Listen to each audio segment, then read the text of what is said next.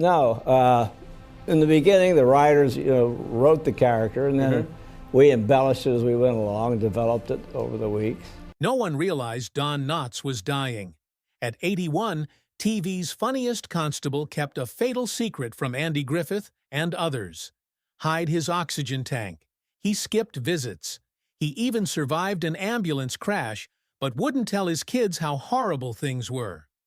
The guy who made America laugh for 50 years spent his last days lying to protect his loved ones. His unexplained death was even stranger. Knotts was born in Morgantown, West Virginia, in 1924. Youngest of 4 brothers, he arrived 14 years after the last. His parents were old and tired. Schizophrenia and alcoholism plagued his father, Jesse Sr. He was afraid since age 5. He slept on a kitchen cot. He passed his father on the living room sofa every day. In violent incidents, Jesse Sr. would seize Don, push him against a wall, and put a butcher knife to his throat. He whispered, "I'll murder you, son of a bitch." His father was twice hospitalized at the West Virginia State Mental Hospital, but the harm was done. Don suffered from worry and insomnia in his youth. He was always worried about his health and had an uneasy stomach as an adult. Don's father died 1937. He was 13. Also that year, Don discovered ventriloquism. This was his getaway. He saved enough to buy Danny, a wooden dummy, in 1939. He practiced daily and performed at schools and churches with the dummy. He felt safe speaking via Danny when words were hard. Radio 3 was his tiny band with Richie Ferrara and Jarvis Eldred. They performed humor and music wherever people allowed them. In 1943, Danny joined Don in the Army. He performed with SSU throughout the Pacific Islands. He entertained troops near battlegrounds. The Army forced him to use the dummy in 1944 despite his wishes. He freed Danny during a transport trip. A dummy vanished into the ocean. He got go of what helped him endure childhood. Growing up in Morgantown was rough. They fled their farm in 1929 because they couldn't raise anything. They moved into a tiny University Avenue rental. His mother, Elsie, boarded and cleaned laundry to generate money. She rented rooms to college guys and sometimes had to kick out young women. Don was feeble and scrawny.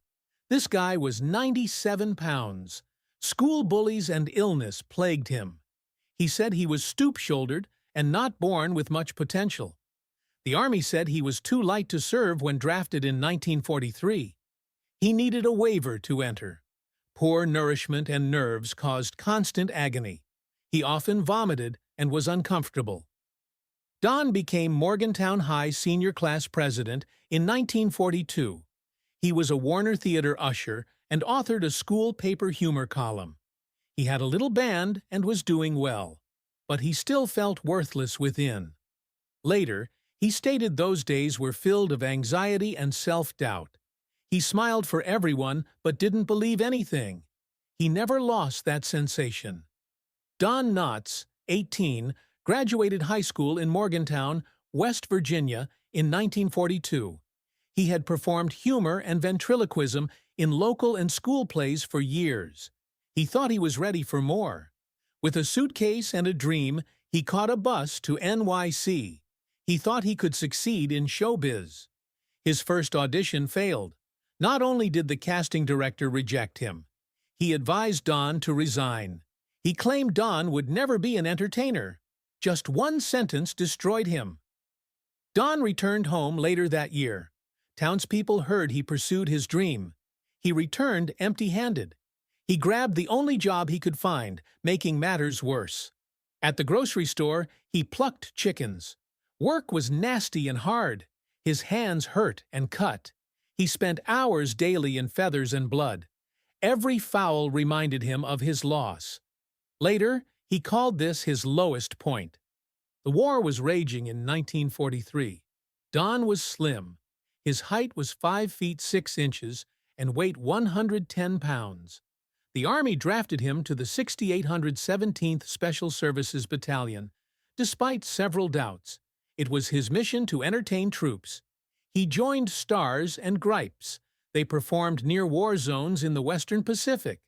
Don brought Danny Hooch Matador, his dummy. They amused soldiers. Don was told by comic Red Ford, "You're a funny little son of a bitch," after a show. That moment meant everything to Don, the first business person to believe in him. He became a technician grade 5 by 1946. He received the World War II Victory Medal and the Asiatic Pacific Campaign Medal with 4 bronze stars. In addition to honors, the Army handed him something he had lost. This gave him hope. In December 1947, married Catherine K. Metz, minister's daughter. They met while Don was at WVU. He graduated 1948. He worked at a Morgantown department store the next year. He sold toys. Don was advised to try New York again by the store's Santa Claus. Don listens. He borrowed $100 from brother. In 1949, he and Kay returned to Manhattan with $120. Nothing went as anticipated. Don auditioned for radio. He was often rejected. His act failed. He made Arthur Godfrey's talent scouts, but his jokes failed. Even his ventriloquism was ignored. He survived on side employment. He saw the William Morris Agency, but got no work.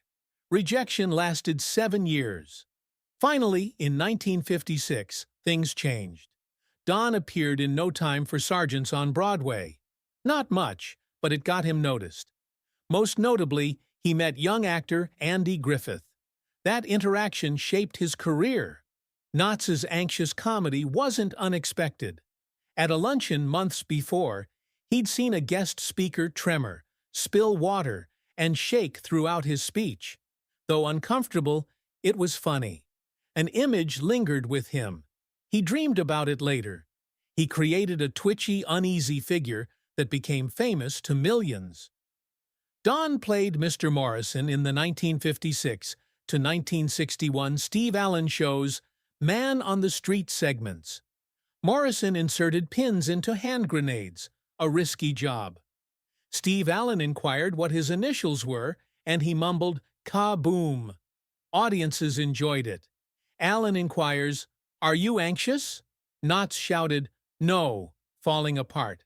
That bit made him famous. Knotts needed work in 1960 after Steve Allen's program ended. He got an idea from the Andy Griffith pilot, which aired as a Danny Thomas episode. Andy was called on the phone. He advised him, "Small-town sheriffs need constable." That one line altered everything. Griffith agreed and urged him to call Sheldon Leonard, the producer. That phone call gave Knotts a job and defined the show's heart.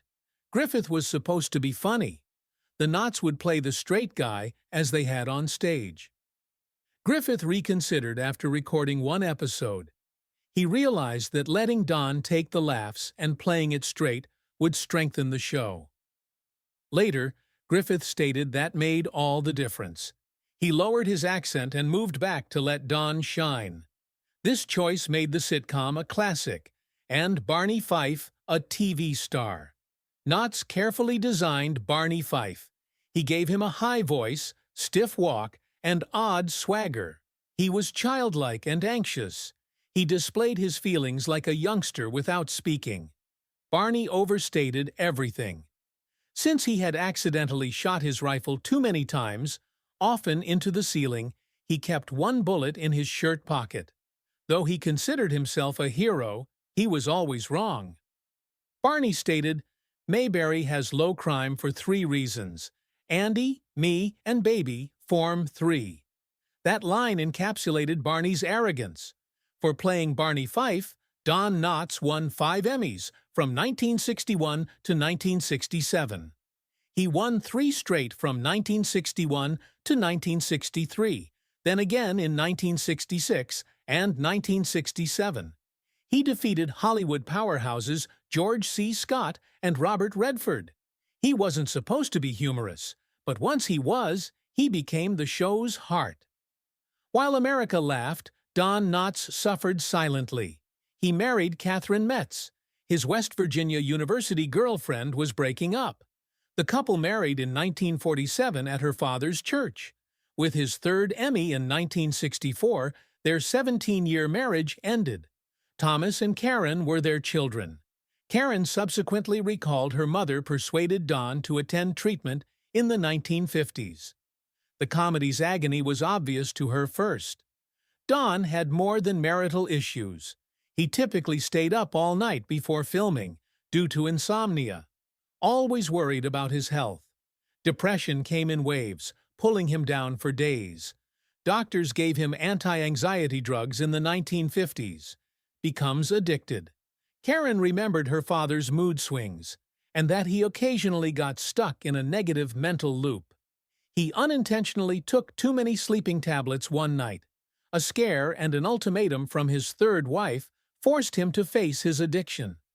Therapy was never easy for him.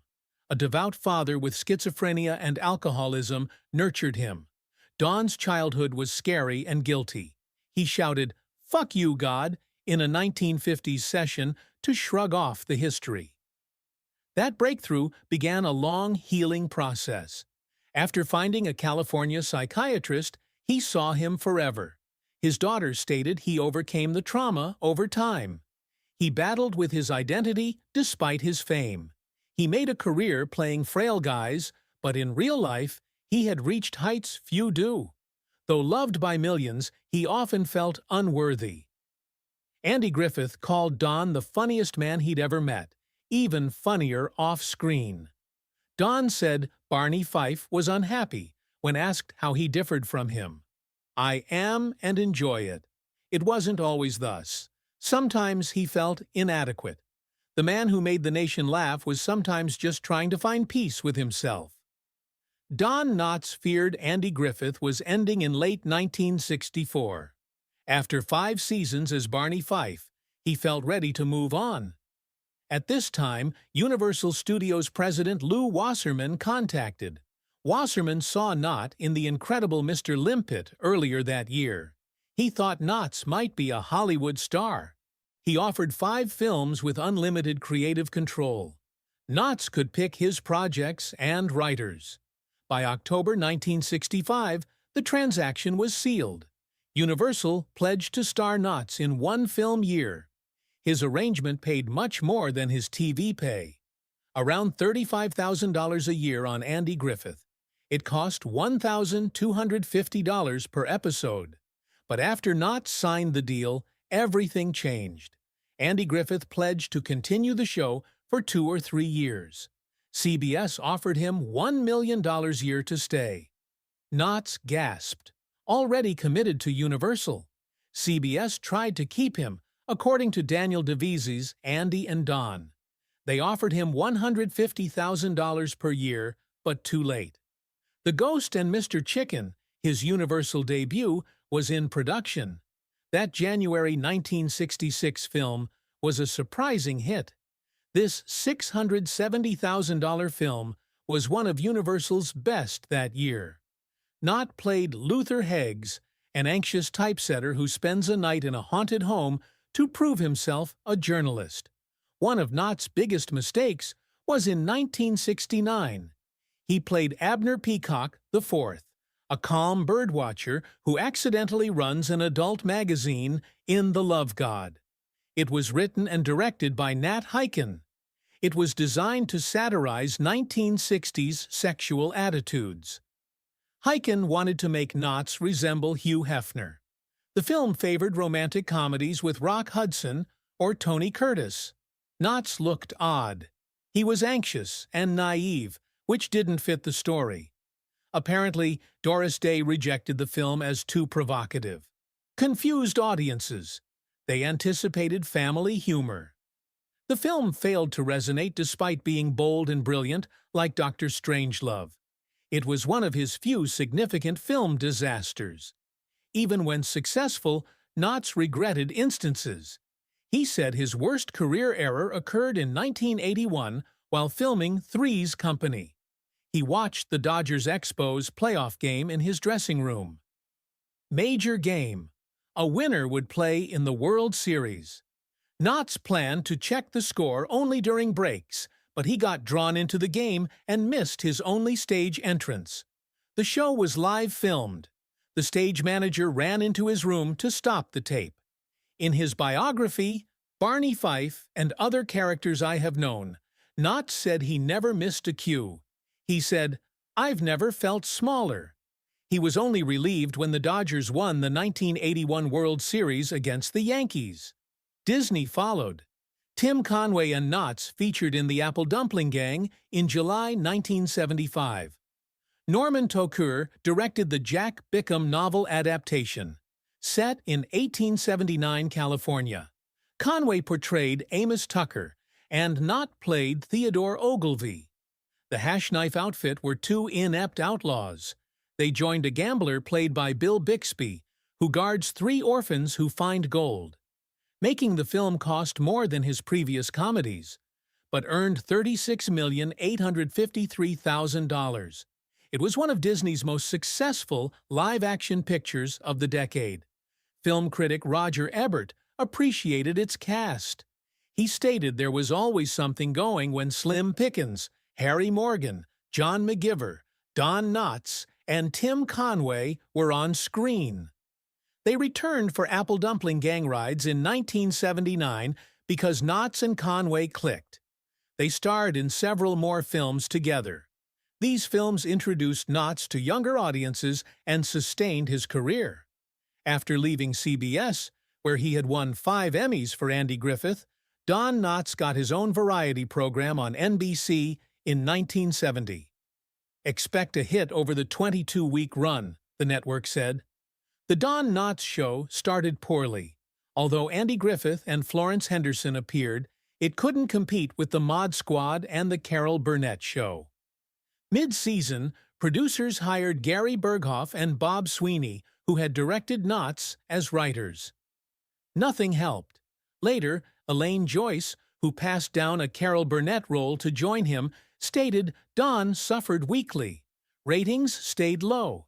He flew to Hawaii and stayed in bed for a week after the cancellation, distraught. He resumed his career 9 years later. 3 hired him as Ralph Furley, the new landlord, in 1979. Knotts took over after the landlords left for a spin-off. Initially, the cast was anxious. Knotts won over everyone, even John Ritter, who was afraid to work with someone so famous. He donned bright suits, shirts, and ascots. He portrayed Ralph as awkward and overconfident, always pursuing romance, but never succeeding. Suzanne Summers quit the show in 1981, so writers gave Knotts her lines. His role grew, and fans liked him. There was a health scare. Knotts' macular degeneration was identified at 57. He had trouble reading, driving, and recognizing faces due to hazy eyesight. Panic was his first thought. He feared career end. He could work, but it would take more effort, said the doctor. Depression ensued. However, he once said that a blind person would do anything to obtain his vision. He gained strength from that thinking. At the Braille Institute in Los Angeles, he saw blind people adjusting. Their courage kept him going. However, stress hurt his marriage. In 1974, he married Laura Lee Chuchna. After the diagnosis, he plunged into crisis. He chased everything he felt he may lose, Laura Lee said. His depression worsened, and they split. In 1983, they divorced. She later indicated his dread of blindness was the final straw. Knotts' surgery saved his sight. He couldn't read scripts or drive before. He resumed swimming and acting. He played a strange TV repairman in Pleasantville in 1998, helping 2 teens enter the 1950s. It fit someone who had survived television's golden age and gained a second chance. He received a Hollywood Walk of Fame star in 2000. The address was 7083 Hollywood Boulevard. Andy Griffith and John Ritter attended the ceremony. Gary Owens and Louis Nye. Knotts was 75 and still operating. His fading eyesight led him to voice work in his senior years.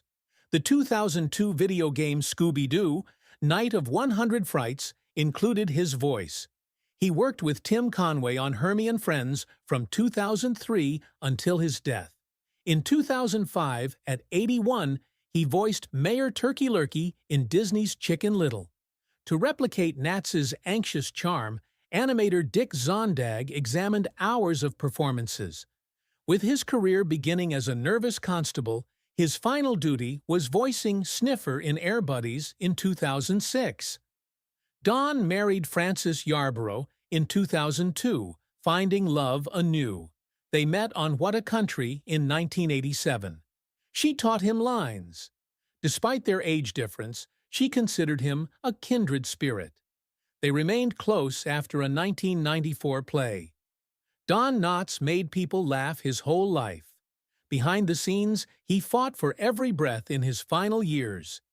His 80th birthday diagnosis was pulmonary fibrosis, which steadily decreases lung function. Soon after, physicians dealt him another crushing blow. He had lung cancer. This happened over 10 years after he quit smoking. The damage was done. Smoking was widespread in Hollywood throughout his youth. It was cultural. The risks were apparent too late for many, including him. Don continued working while the condition advanced. Despite fighting to breathe, he voiced Mayor Turkey Lurkey in Disney's Chicken Little in 2005. He appeared on That 70s Show in Vegas. His longtime buddy Andy Griffith joined him for supper before Christmas that year. Griffith immediately noted Don's labored breathing, but he didn't say anything that night. Later, he called Francie, Don's wife, to inform her of the problem. Don had decided he would conceal his ailment. Francie and a few close friends knew. No word to Andy. He feared losing work if the news spilt. A sick actor, especially at his age, wouldn't be cast. He was defending his career. So he declined Andy's Christmas visit, saying it wasn't a good time. Actually, he was embarrassed about needing oxygen. That was not how he wanted to be seen. He also didn't want his kids to know how bad things were. He spared them the worst. Even while chemotherapy worsened the condition, he felt confident he would win. He was constantly hopeful. He didn't want to be remembered as a quitter. Later, Karen, his daughter, said he had been through so much: an abusive father, difficult upbringing, and alcoholic brothers. But he always delivered. He wanted another go. In February 2006, things changed. Don had heart arrest in the ambulance on the 24th en route to UCLA Medical Center. His heart stopped. Paramedics resuscitate him en route to the hospital. Doctors told his family what occurred. Andy Griffith, who was in the hospital, recalls the doctor telling Francie that Don had flatlined in the ambulance, but was revived. Don's family had extra time with him during the situation, which they will cherish forever. In his final hours, Don never ceased being hilarious. Karen stated her father made her laugh so hard at his bedside that she had to leave. It was strange. Dying. He still had the talent. She and her stepmother laughed out loud when he said something humorous. She regretted leaving the room. A director friend advised her to remain and laugh. That's comedian's passion. Dawn brought gladness to the finish. That day, Andy Griffith sat next him. Though less close lately, their friendship had lasted decades. From the Andy Griffith Show in the 1960s to Matlock, they had a lasting relationship. Andy spent till 6:30 p.m. in the hospital. Don died around 11 p.m. Andy leaned in and said, "I love you," in their dying moment. He advised Jess to keep breathing. Don hated his real name, Jesse, but Andy always called him that. He knew Don only allowed a few to use it. It was a time only close friends could share. Others who knew them said Don and Andy came reunited if no time had gone. They laughed, sang, and joked like they were on set. Their bond was lifelong. After all, Andy's bedside visit was more than goodbye.